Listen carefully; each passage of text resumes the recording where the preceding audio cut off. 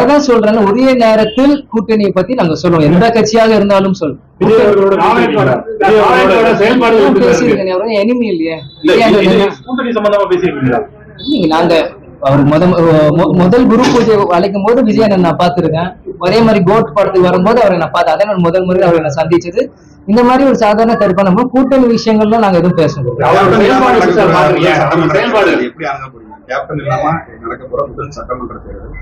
நிச்சயம் கேப்டன் இல்லாம எங்க எல்லாருக்குமே ஒரு மனவலி இருக்கு. கேப்டன்ல முதல் சட்டமன்றம் இருக்குண்டு. ஆனா அவரோட ஆசையும் கொள்கையும் வென்று எடுக்கிறது தான் எங்க ஒவ்வொரு தொண்டரோட கடமை. நிச்சயமாக வரப்போற 2026 எங்க அப்பாவோட ஆசை என்னமோ அதை ஜெயிச்சு அவரோட இருக்க கேப்டன் ஆலயத்தில் நாங்க பொறுப்பாதல். நடிகர் விஜயோட செயல்பாடுகள் எப்படி இருக்கு? ஏற்கனவே அவர் அரசியல் முன்னாடி நீங்க அரசியல் வந்துருக்கீங்க, 2 பேருமே இளைஞர்கள், அவங்களுடைய செயல்பாடுகள் எப்படி இருக்கு? எனக்கு 33, அண்ணனுக்கு 50. அதனால என்னை ஒப்பிடாதீங்க. அவர் என்னோட சீனியர். நான் சொல்லி உங்க கேள்விக்கு நான் பதில் சொல்றேன். அவர் என்னோட சீனியர். அவரே எனக்கு முதல்ல சொல்லும் போது என்னது நீங்க அரசியல் சீனியர் அவரே சொல்லியிருக்காரு. அதை நான் பெருமையாத்துக்கு அண்ணனுக்கு நான் ரொம்ப மரியாதை நான் செலுத்துறேன். ஆனா அனுபவம் சினிமாவை பொறுத்தவரைக்கும் அண்ணன் என்னோட பெரிய ஆளு, அவருக்கு அனுபவம் ஜாஸ்தி.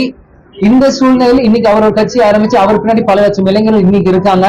அது அவரோட பலம். 20 வருஷம் முன்னாடி கேப்டன் பின்னாடி பல லட்சம் இளைஞர்கள், அது தேமுதிகோட பலம். இன்னைக்கு விஜயபிரபா நாங்க வரும்போது எங்களோட நிலைப்பாடு என்ன, எங்களோட விஷயங்கள் என்னவோ அதை எப்படியா கஷ்டப்பட்டு அது அப்பா என்ன செஞ்சாரோ அதை நான் கொண்டு வரோம். நான் ஆசைப்படுறேன். எம்ஜிஆருக்கு பிறகு கட்சி ஆரம்பிச்சாங்க. கட்சி ஆரம்பிச்சதுல கேப்டன் வந்து ஒரு உச்சநீதிமன்ற எதிர்கட்சி தலைவர் அந்த ரேஞ்சி வரை போனாங்க. இப்ப வந்து அதுக்கு பிறகு வந்து விஜய் ஆரம்பிச்சிருக்காங்க. விஜய் வந்து எம்ஜிஆருடைய ஆட்சியை வந்து நாங்க வந்து எம்ஜிஆர் எப்படி 1929 வந்தோமோ அந்த அளவுக்கு வந்து நாங்க வந்து 2026 சட்டமன்றத்துல நாங்க வந்து சாதிப்போம் அப்படின்னு சொல்றாங்க. இதை நீங்க எப்படி பாக்குறீங்க? நான் எப்படி பாக்குறது, அது அவரோட நம்பிக்கை, அவரோட சொல்றது அவரோட நம்பிக்கை. இது மக்கள் தான் தேர்வு செய்யணும்.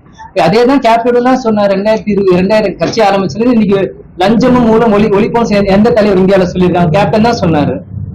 அப்புறம் இன்னைக்கு கேட்டீங்கன்னா தேமுதிக 1% நீங்க தான் சொல்றீங்க. அதனால இன்னைக்கு ஒவ்வொருத்தரும் நம்பிக்கையாது. இன்னைக்கு மக்கள் யார்கிட்ட இருக்காங்க? இன்னைக்கு மக்கள் வந்து 2011 கேப்டனுக்கு ஆதரவு கொடுத்தாங்க.